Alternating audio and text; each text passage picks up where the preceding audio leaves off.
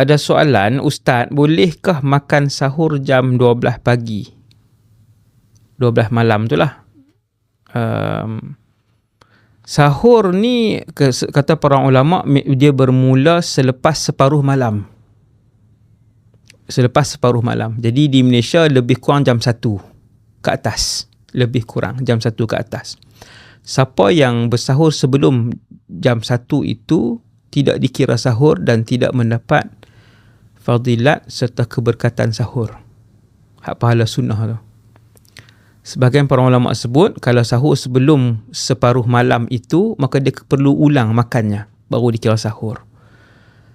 Kalau di Malaysia lebih kurang jam 1 ke atas, 1 pagi sampailah sebelum masuk waktu subuh tu, kita bersahur, insya-Allah dapat berkat masa, keberkatan makanan sahur dan kita dapat pahala ikut sunnah Nabi SAW, insya-Allah.